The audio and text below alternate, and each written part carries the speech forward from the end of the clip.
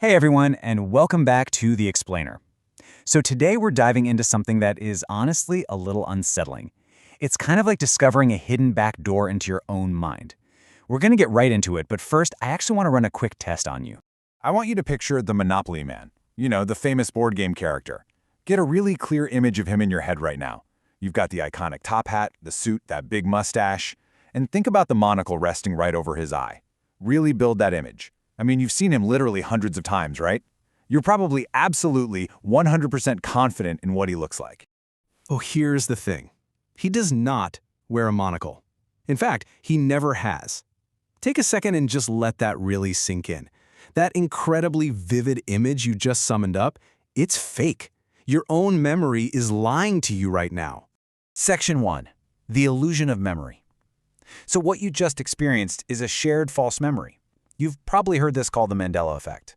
And people absolutely love to theorize that these collective misrememberings are proof of, parallel universes or shifting timelines. But as we're going to see today, these are not glitches in the fabric of reality. They're actually glitches in us. What's wild is just how common this really is. Think about Star Wars. Darth Vader never actually says, "Luke, I am your father." The line is, "No, I am your father." How about Curious George, the famous monkey? He doesn't have a tail. Never been drawn with one. And remember that 90s movie where the comedian Sinbad played a genie named Shazam? Yeah, that movie was literally never made. These are all perfect examples of conflation. Basically, our brains silently fill in the blanks based on what we expect to see, or they just mash different memories together to build a plausible but entirely fake reality. Section 2. Your brain is no camera. To figure out why our minds do this, we really need to completely destroy the biggest myth out there about how human memory actually works. Look, we all love this really comfortable idea that our memory is just a permanent video recording inside our heads, right? We think we just hit record when something happens and then hit play when we want to look back at it. But the unsettling truth is that your brain is basically a reconstruction engine. You don't just replay a memory, you rebuild it from scratch every single time you recall it. And because of that constant rebuilding process, every time you remember something, it actually changes just a little bit. There's this fascinating study from the University of Sussex that perfectly shows just how desperate our brains are for things to make sense.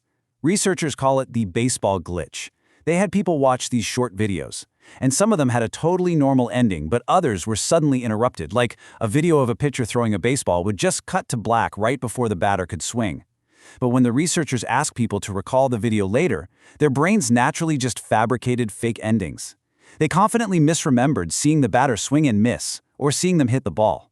Our minds will literally just invent a past event out of thin air just to make a story feel complete. There's actually a scientific term for this. It's called confabulation. It's the completely unconscious process of producing false memories while genuinely believing them to be 100% true. And the crazy part? This doesn't just happen to people with brain injuries. It happens to perfectly healthy, normal people every single day. Our brains just naturally stitch these borrowed realities over fading details. We are constantly, silently lying to ourselves, and we don't even realize we're doing it. Section 3. Implanting the impossible. Now, let's look at how this builds into something a whole lot darker. I mean, missing a monkey's tail is completely harmless, right? But what happens when our memories are actually manipulated from the outside? Way back in 1974, a cognitive psychologist named Elizabeth Loftus ran this really famous study on car crashes. She showed people a video of an accident. Afterwards, she asked one group how fast the cars were going when they hit each other. But for the second group, she changed just one single word. She asked how fast the cars were going when they smashed into each other. Well, 1 week later, the people who heard that word smashed incorrectly remembered seeing broken glass at the scene. Just swapping out one word in a question was enough to forever alter their visual memory of what happened. Loftus took this concept even further in a pretty chilling study from 1995, where she essentially attempted to plant a completely fabricated childhood trauma. It's known as the lost in the mall illusion. Researchers sat down with healthy adults and told them, "Hey, we spoke to your parents." They then presented 3 completely true stories from that person's childhood, plus one totally fake one. The fake story was that the participant was lost in a shopping mall at 5 years old, they were crying, and they were eventually rescued by an elderly woman. The results? A full 25% of the participants, a quarter of them, not only believed the lie, they fully internalized it. They started generating rich, totally fake sensory details. They remembered exactly what the pet store looked like, what clothes they were wearing, and gave incredibly detailed descriptions of the elderly woman who supposedly rescued them. Their brains constructed an entire, vivid reality around one tiny seed of a lie. Section 4. The dark extreme. If we can actually be convinced that we were lost in a mall as kids, just how far does this rabbit hole go? Brace yourself, because we're moving to the absolute extreme edge of memory manipulation. We're going from childhood trips to the mall straight into police interrogations. Dr. Julia Shaw is a memory scientist and criminal psychologist who studies how completely false memories of committing crimes are created, and she uses this exact psychological recipe to implant highly emotional autobiographical events right into the minds of healthy young adults.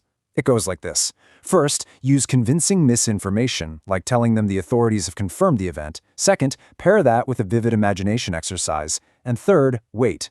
You just wait for the mind to do what it does best. Confuse imagination with actual memory. The data here is honestly staggering. In her study, a massive 70% of healthy participants actually formed full, incredibly detailed memories of committing a severe crime. We're talking assault with a weapon involving the police, and none of it ever happened. 70%. These people literally visualized the crime, they felt the real emotions, and they confessed to a dark history that was completely implanted by a researcher. Section 5. Can you trust yourself? So where exactly does this leave us? We really have to reconcile this unsettling data with our own fundamental sense of identity. I mean, you are your memories. Your past dictates exactly who you are today. But if your brain is just a reconstruction engine, constantly patching over its gaps with assumptions and suggestions from the outside world, how solid is the ground you're actually standing on? Dr. Elizabeth Loftus really sums this up perfectly. She says, memory, like liberty, is a fragile thing. It is legitimately haunting to realize that our entire personal history is built on such a shifting, fragile foundation. Every single time you recall your most cherished, precious childhood memory, you're opening the file, making a tiny edit, and overwriting the original. You're slightly altering the reality of who you used to be.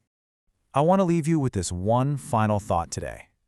Think about your absolute most vivid memory, the one thing you are most certain of in your entire life. Now, I want you to remember the Monopoly man's monocle. If you can confidently remember a reality that never even happened, how sure are you about who you really are?